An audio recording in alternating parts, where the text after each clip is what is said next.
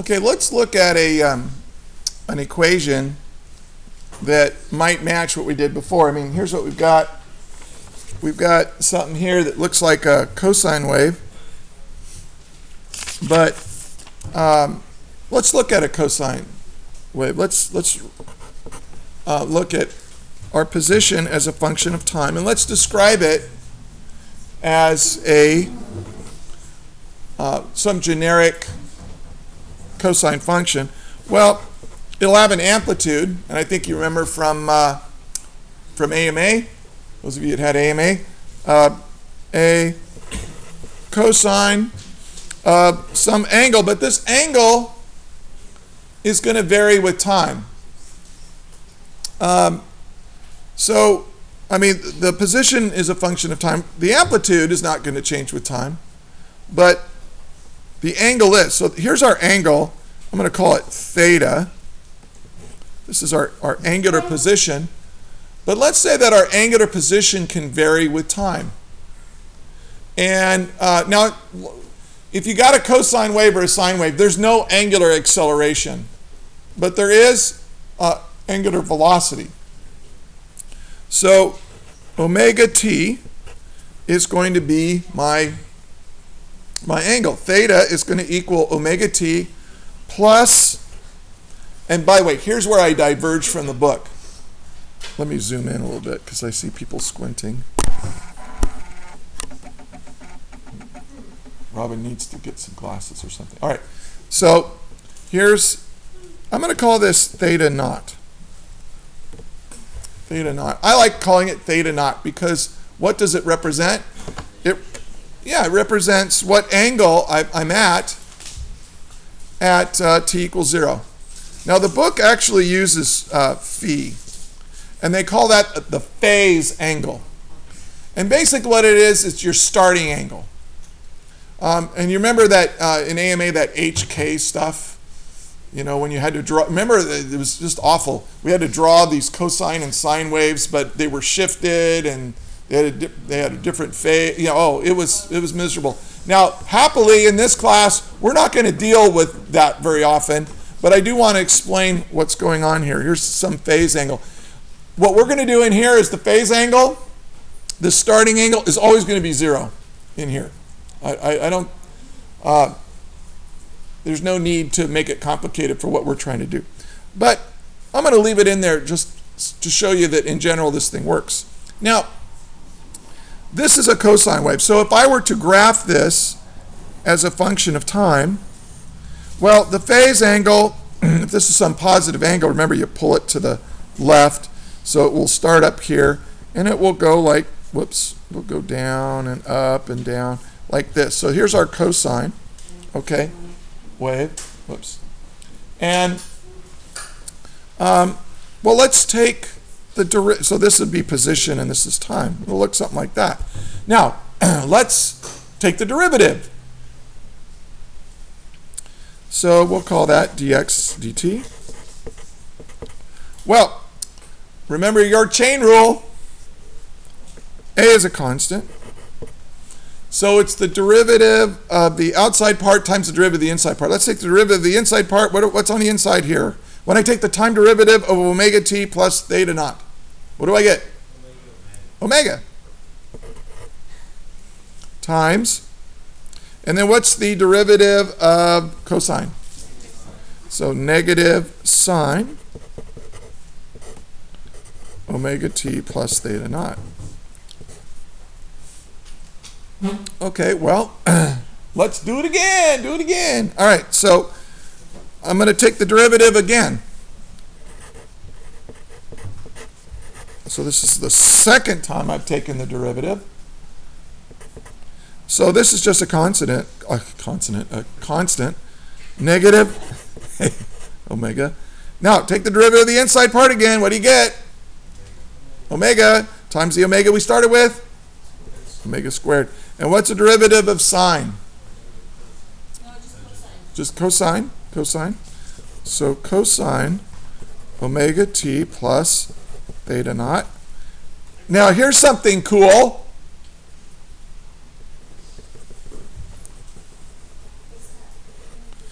what is A times cosine omega t plus theta naught? Boop, it's X. All right, so here's what we've got.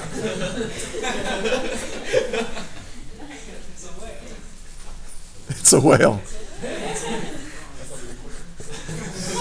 All right.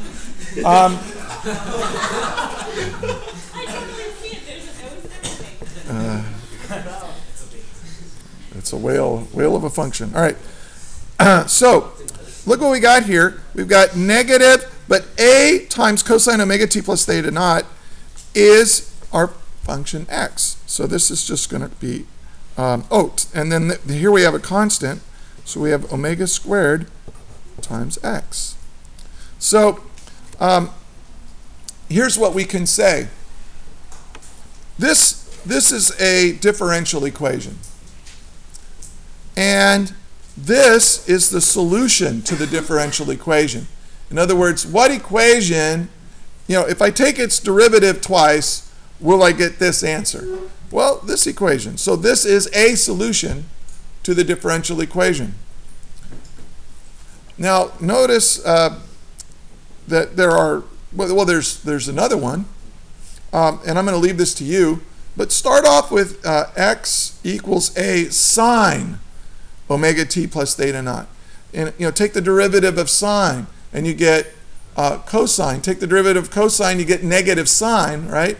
And so you end up with the negative original function times this omega squared again. So whether you start with cosine or sine, doesn't matter. And so this this works. Now, this should look kind of familiar because what we did before, let me zoom out so we can see. With our mass spring system, we saw that, the acceleration is equal to the position but negative this guy right here. And so theory predicts that if you know the spring constant and you know the mass, you should be able to figure out the angular frequency of your mass spring system. In other words, omega squared for a mass spring system, omega squared is equal to k over m. Or in other words, the angular velocity, but in simple harmonic motion, we make a slight vocabulary change. Instead of calling it the angular velocity, we call it the angular frequency. And it's k over m. Now, I want to show you the units here, how the units will work, okay? Because I know Robin is very concerned about that. So we'll just put, for the units, this is newtons per meter divided by kilograms. Well, a newton is a kilogram meter per second squared times 1 over meters times 1 over, we'll just put it over kilograms like this. So the kilogram cancels the kilogram, the meter cancels the meter, and you have 1 over second squared. And that gives us 1 over seconds, or seconds to the negative 1, which are the units for angular frequency. It's really radians per second, but remember that radian is this phantom unit that just kind of drops in when you need it to. It's really radians per second, or seconds to the negative 1. Okay, so that's pretty cool. Now we have these other terms, or these other little things that we use, and we have this angular frequency, and it's in radians per second. Yes? Is seconds negative 1, is that the same as like hertz? No, that's a great question. Hertz is a complete cycle per second. This tells you how many radians you go through per second. Frequency, straight frequency, is how many complete cycles you go through. Now, how many radians are in a complete cycle? 2 pi. So if you have like omega, which is in radians per second, what am I going to, we know that there are 2 pi radians, right, in one cycle. There are 2 pi radians in one cycle, so the radians cancel. Now, when I cancel radians, it's a little bit mathematically silly to do that, but I think it makes it easier to understand. And so what we get here are cycles per second. But cycles per second, we have a name for it, and that's just frequency. So the frequency, F, is equal to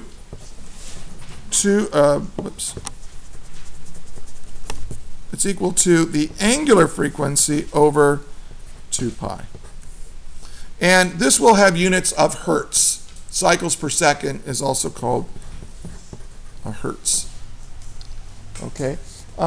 So you can go back and forth between frequency and angular frequency, and you have to know the difference.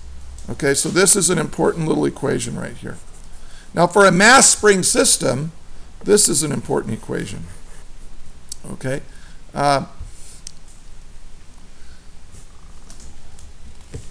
Well, we also have another way of describing simple harmonic motion, that is to describe the period. And the period is the time it takes to make one complete cycle. If I have my mass spring system right here, the period, if I take this little thing here and I release it, it's going to take time for it to go back and forth. Well, the time it takes to go back and forth to complete one entire cycle, we call that the period. And the period is just, well, this is cycles per second. If I reciprocate that, I get seconds per cycle, which is what I want. The period is the seconds for one cycle. So the period is equal to 1 over the frequency, which is equal to 2 pi over omega. So these are little equations that you just need to, if sometimes they'll give you the period. And actually the period is a good thing. I mean, if you're watching a mass spring system bounce back and forth, this is a good place to start because it's easy to measure the period. Well, if you measure the period, you can figure out what the frequency is. If you know the frequency, you can figure out the angular frequency, and then you can model all this, with these equations here. Now, if we go back to where we started here,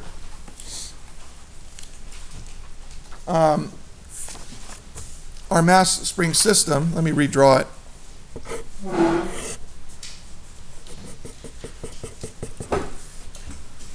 Okay, here's our spring, here's our mass. Okay, now if I pull this to the maximum distance away, we call this A, that's right, that's the amplitude. And so now here's a hint, a problem-solving hint, and please listen to this part. I know that people are fading in and out, but fade in for a second. A lot of people don't know where to start your analysis of this mass spring system. Here's what I would do. If they're asking you, if they tell you that you started out here and you release it out here, use cosine, right? Because cosine at t equals 0, the cosine is at its maximum distance away. So start with x equals a cosine omega t right here. Because and by the way, if you're starting at your maximum distance away, what's your phase angle? Or your phase constant is 0. That theta naught is 0. So this is it. So this makes it a little bit simpler. So start here. And this will model the behavior as time goes by. Now, here's another thing where this is handy. Sometimes they're going to ask you to solve for t. And it will say, how much time does it take to go from its maximum position away to halfway, or something like that. Well, now you can solve for t, right? How would I solve for time here? Yeah, so we have cosine omega t would be equal to x over a, and then I would take the inverse cosine, say omega t is equal to the inverse cosine of x over a. Oh, I'm sorry. So t equals that. So this would allow you to solve for time. And we're out of time, obviously.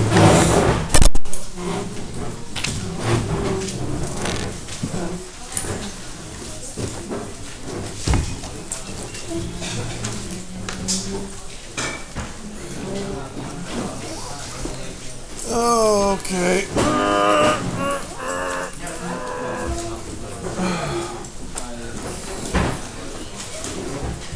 Hello, hello, hello. Okay, take on tester tomorrow. Mr. Lake, can I see those last page of notes? And Here, you can have them. thank you.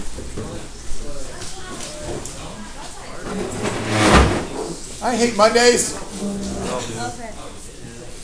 Bye. See you later. All right. See, this way we avoid all of that distance. I know. Make sure the door's closed. Oh, I gotta figure out what we're doing in physics. Yep. Where are they on? Where are they on in regular physics? We are doing projectile motion, circular motion, Still? and yeah. But we kind of get caught up pretty fast. There's things that, like in regular physics, we don't cover torque at all, or rotational motion. So And not all the mechanics? so, well, I cover what's on the state outline. So they left that off. Oh. So, I don't care. Okay. See ya.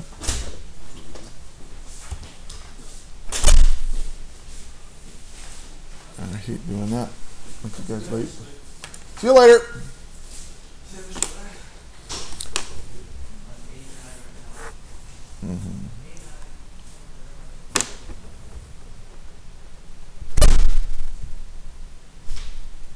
What?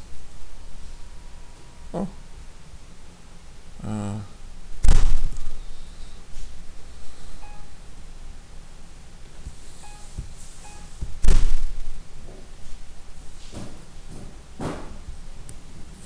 What is today? Today's the 12th. Ah.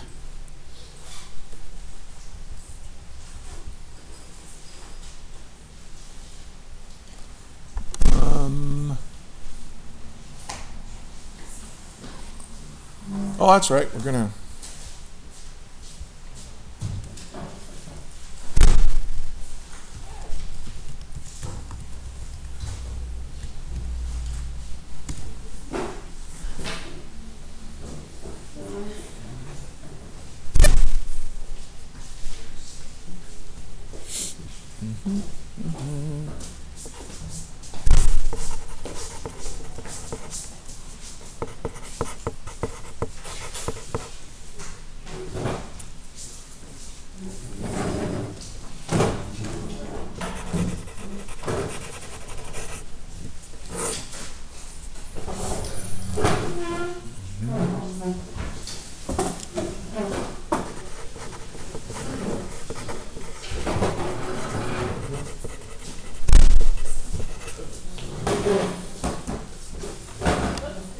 Okay.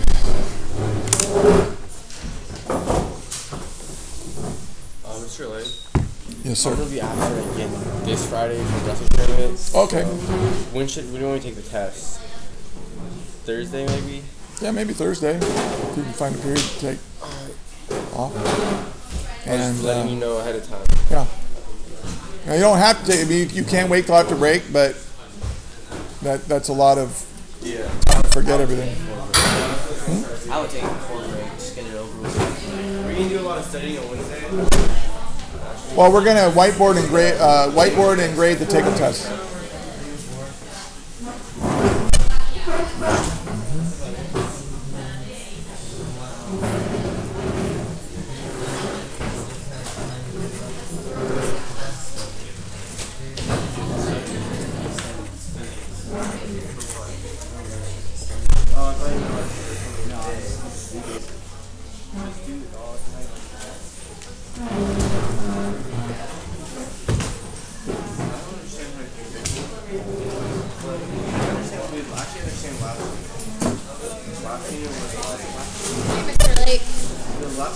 You're still recording.